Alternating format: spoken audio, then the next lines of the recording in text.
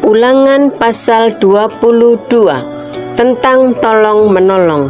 Apabila engkau melihat bahwa lembu atau domba saudaramu tersesat, janganlah engkau pura-pura tidak tahu. Haruslah engkau benar-benar mengembalikannya kepada saudaramu itu.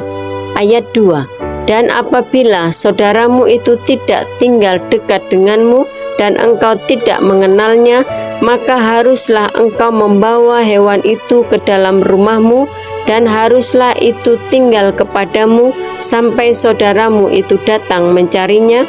Engkau harus mengembalikannya kepadanya. Demikianlah harus kau perbuat dengan keledainya. Demikianlah kau perbuat dengan pakaiannya.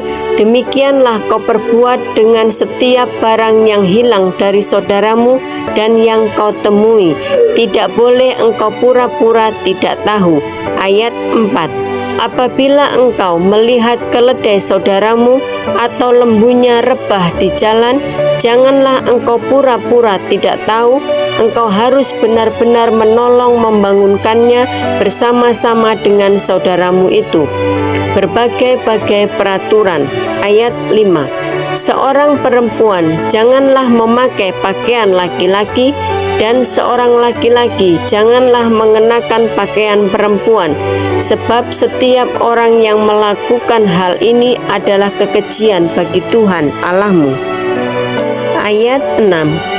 Apabila engkau menemui di jalan sarang burung di salah satu pohon atau di tanah dengan anak-anak burung atau telur-telur di dalamnya, dan induknya sedang duduk mendekap anak-anak atau telur-telur itu, maka janganlah engkau mengambil induk itu bersama-sama dengan anak-anaknya.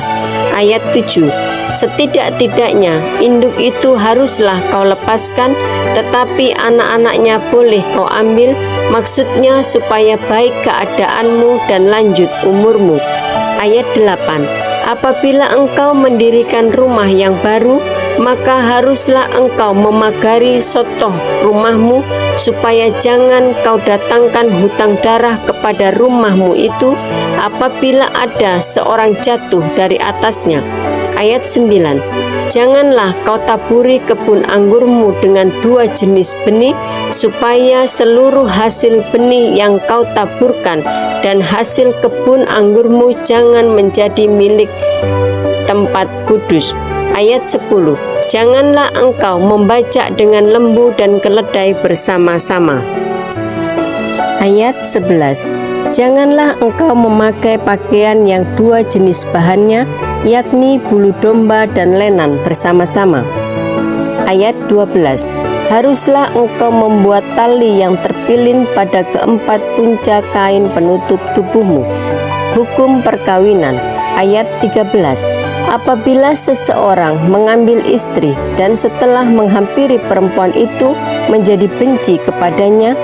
Ayat 14. Menuduhkan kepadanya perbuatan yang kurang senonoh dan membusukkan namanya dengan berkata, perempuan ini kuambil menjadi istriku, tetapi ketika ia kuhampiri, tidak ada kudapati padanya tanda-tanda keperawanan. Ayat 15. Maka haruslah ayah dan ibu gadis itu memperlihatkan tanda-tanda keperawanan gadis itu kepada para tua-tua kota di pintu gerbang. Ayat 16. Dan ayah si gadis haruslah berkata kepada para tua-tua itu, aku telah memberikan anakku kepada laki-laki ini menjadi istrinya, lalu ia menjadi benci kepadanya. Ayat 17. Dan ketahuilah, ia menuduhkan perbuatan yang kurang senonoh dengan berkata, tidak ada kudapati tanda-tanda keperawanan pada anakmu. Tetapi inilah tanda-tanda keperawanan anakku itu. Lalu haruslah mereka membentangkan kain itu di depan para tua-tua kota. Ayat 18.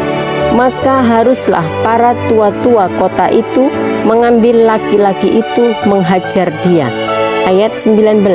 Mendenda dia 100 sikal perak dan memberikan perak itu kepada ayah si gadis, karena laki-laki itu telah membusukkan nama seorang perawan Israel. Perempuan itu haruslah tetap menjadi istrinya selama hidupnya, tidak boleh laki-laki itu menyuruh dia pergi. Ayat 20. Tetapi jika tuduhan itu benar dan tidak didapati tanda-tanda keperawanan pada si gadis. Ayat 21.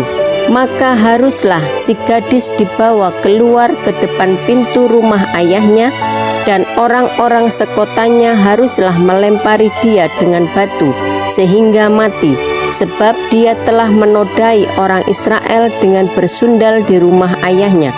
Demikianlah harus kau hapuskan yang jahat itu dari tengah-tengahmu. Ayat 22.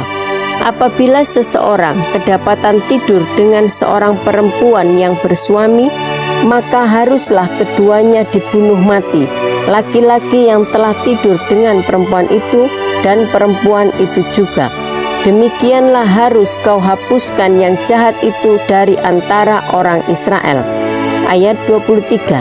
Apabila ada seorang gadis yang masih perawan dan yang sudah bertunangan, jika seorang laki-laki bertemu dengan dia di kota dan tidur dengan dia. Ayat 24. Maka haruslah mereka keduanya kamu bawa keluar ke pintu gerbang kota dan kamu lempari dengan batu sehingga mati gadis itu, karena walaupun di kota ia tidak berteriak-teriak, dan laki-laki itu karena ia telah memperkosa istri sesamanya manusia. Demikianlah harus kau hapuskan yang jahat itu dari tengah-tengahmu. Ayat 25. Tetapi jikalau di padang laki-laki itu bertemu dengan gadis yang telah bertunangan itu, memaksa gadis itu tidur dengan dia, maka hanyalah laki-laki yang tidur dengan gadis itu yang harus mati. Ayat 26. Tetapi gadis itu janganlah kau apa-apakan, gadis itu tidak ada dosanya yang sepadan dengan hukuman mati, sebab perkara ini sama dengan perkara seseorang yang menyerang sesamanya manusia dan membunuhnya. Ayat 27. Sebab laki-laki itu bertemu dengan dia di padang, walaupun gadis yang bertunangan itu berteriak-teriak, tetapi tidak ada yang datang menolongnya. Ayat 28. Apabila seseorang bertemu dengan seorang gadis yang masih perawan dan belum bertunangan, memaksa gadis itu tidur dengan dia dan keduanya kedapatan. Ayat 29.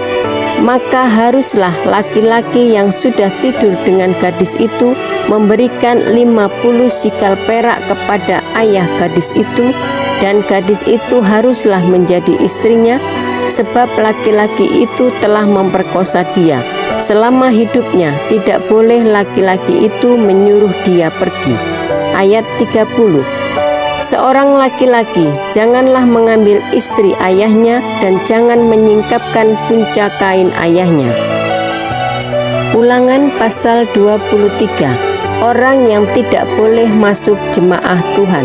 Orang yang hancur buah pelirnya atau yang terpotong kemaluannya janganlah masuk jemaah Tuhan. Ayat 2. Seorang anak haram janganlah masuk jemaah Tuhan, bahkan keturunannya yang ke-10 pun tidak boleh masuk jemaah Tuhan. Ayat 3. Seorang Amon atau seorang Moab janganlah masuk jemaah Tuhan, bahkan keturunannya yang ke-10 pun tidak boleh masuk jemaah Tuhan sampai selama-lamanya. Ayat 4. Karena mereka tidak menyongsong kamu dengan roti dan air pada waktu perjalananmu keluar dari Mesir, dan karena mereka mengupah Bileam bin Beor dari Petor di Aram Mesopotamia melawan engkau, supaya dikutukinya engkau. Ayat 5. Tetapi Tuhan Allahmu tidak mau mendengarkan Bileam, dan Tuhan Allahmu telah mengubah kutuk itu menjadi berkat bagimu, karena Tuhan Allahmu mengasihi engkau. Ayat 6. Selama engkau hidup, janganlah engkau mengikhtiarkan kesejahteraan dan kebahagiaan mereka sampai selama-lamanya. Ayat 7. Janganlah engkau menganggap keji orang Edom, sebab dia saudaramu. Janganlah engkau menganggap keji orang Mesir, sebab engkau pun dahulu adalah orang asing di negerinya. ayat 8. Anak-anak yang lahir bagi mereka dalam keturunan yang ketiga boleh masuk jemaah Tuhan. Ketahiran perkemahan, ayat 9. Apabila engkau maju dengan tentaramu melawan musuhmu, maka haruslah engkau menjaga diri terhadap segala yang jahat. Ayat 10.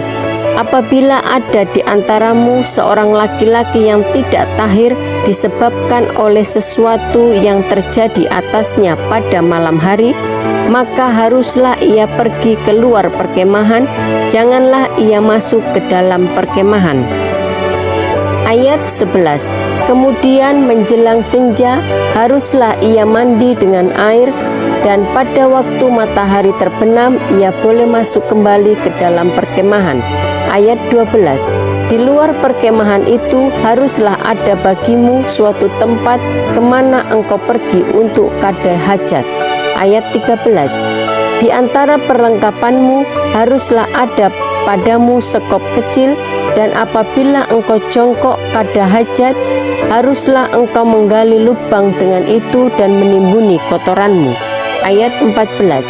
Sebab Tuhan Allahmu berjalan dari tengah-tengah perkemahanmu untuk melepaskan engkau dan menyerahkan musuhmu kepadamu.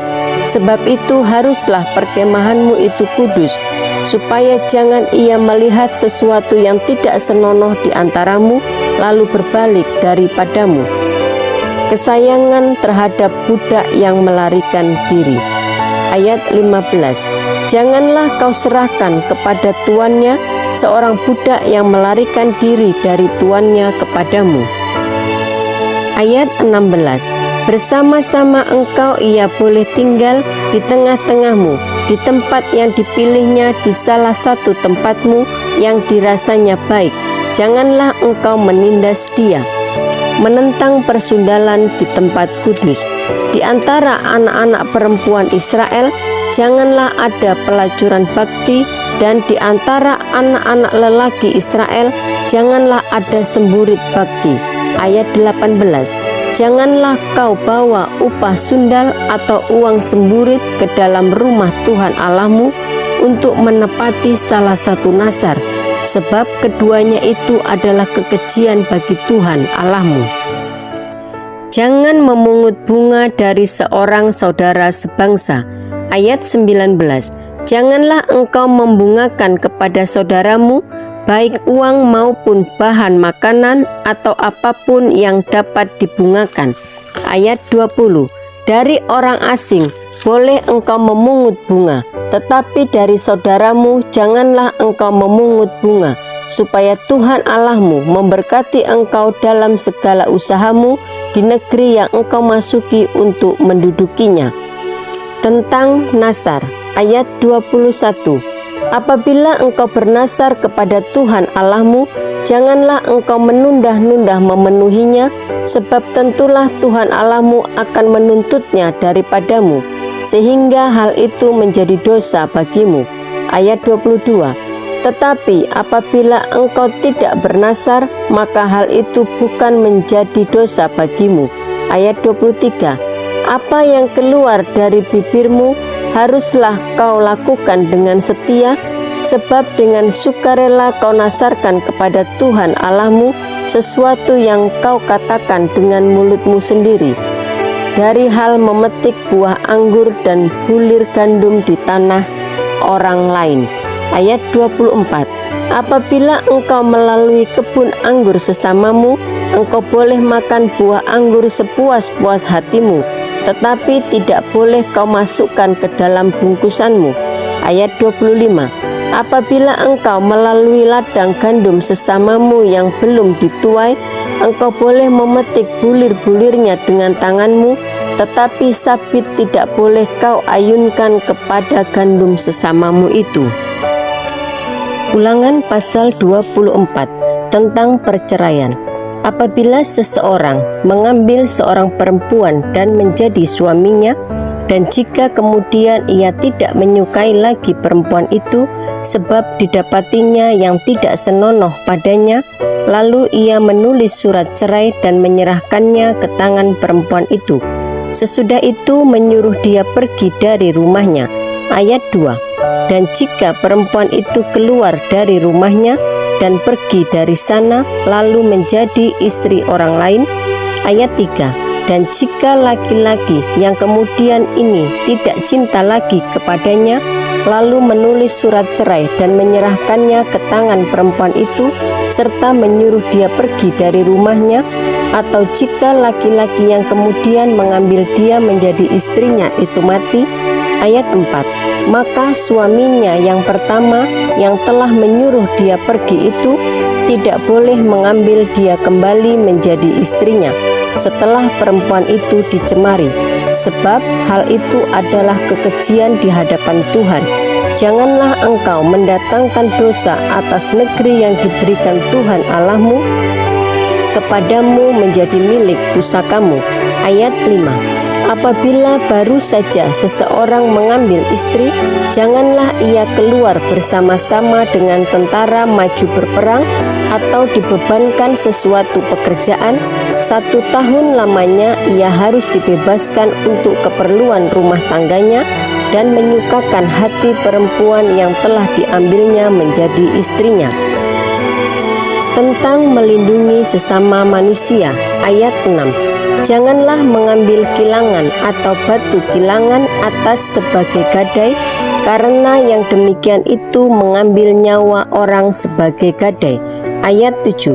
Apabila seseorang kedapatan sedang menculik orang, salah seorang saudaranya dari antara orang Israel, lalu memperlakukan dia sebagai budak dan menjual dia, maka haruslah penculik itu mati. Demikianlah harus kau hapuskan yang jahat itu dari tengah-tengahmu. Ayat 8.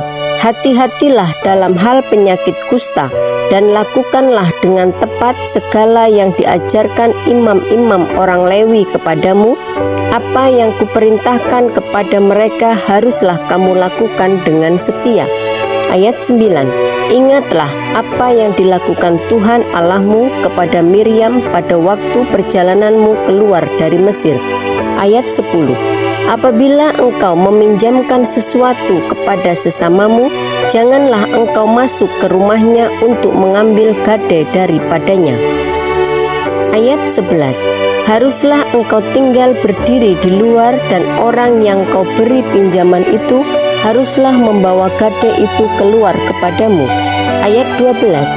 Jika ia seorang miskin, janganlah engkau tidur dengan barang gadaiannya. Ayat 13. Kembalikanlah gadaian itu kepadanya pada waktu matahari terbenam, supaya ia dapat tidur dengan memakai kainnya sendiri dan memberkati engkau, maka engkau akan menjadi benar di hadapan Tuhan Allahmu. Ayat 14. Janganlah engkau memeras pekerja harian yang miskin dan menderita, baik ia saudaramu maupun seorang asing yang ada di negerimu, di dalam tempatmu.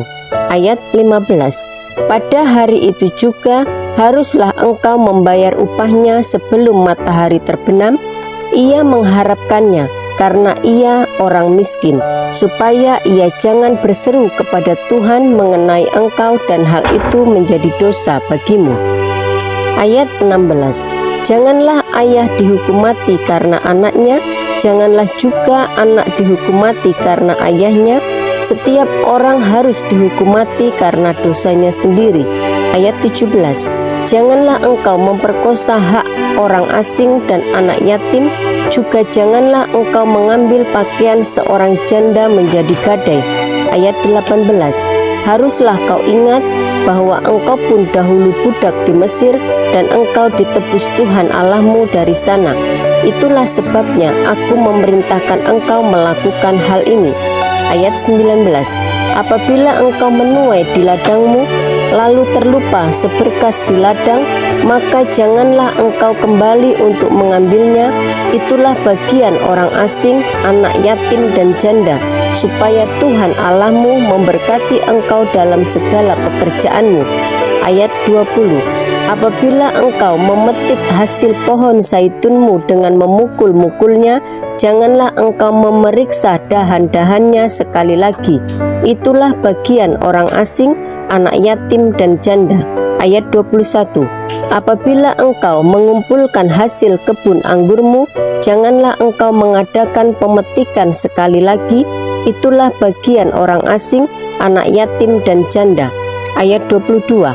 Haruslah kau ingat bahwa engkau pun dahulu budak di tanah Mesir, itulah sebabnya aku memerintahkan engkau melakukan hal ini.